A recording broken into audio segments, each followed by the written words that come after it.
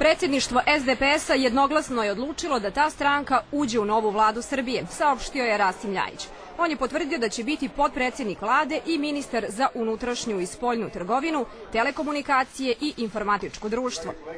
Ovoj partiji pripašće 5 mesta državnih sekretara u drugim ministarstvima. Svestan sam da ova odluka jeste moralno diskutabilna i zato imam gorak ukus u ustima, ali bez ikakve sumnje mi smo birali između opstanka i nestanka Socijaldemokratske partije Srbije.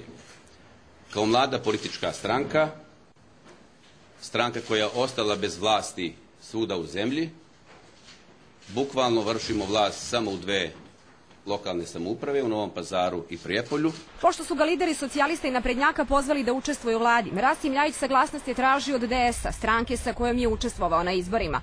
Hteo je, kaže, da bude korektan. Takve tonove, međutim, nije čuo na sednici predsjedništva DS-a na kojoj se o njemu raspravljalo.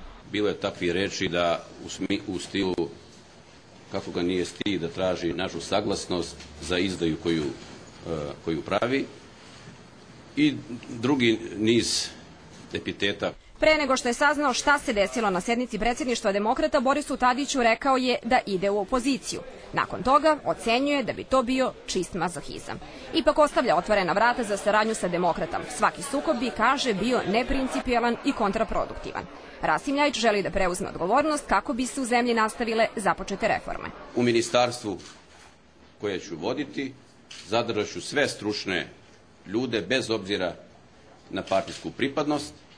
Apsolutno neću se rukovoditi političkim, odnosno stranačkim interesima u odabiru ljudi. Sve ono što ću zateći u tom ministarstvu, što je kvalitetno obavljalo posao, ostaće na tim funkcijama. U resoru koji će voditi ustupit će mesta državnih sekretara članovima drugih stranaka većine, a kada je reč o javnim preduzećima, poštovat će, kaže, princip departizacije.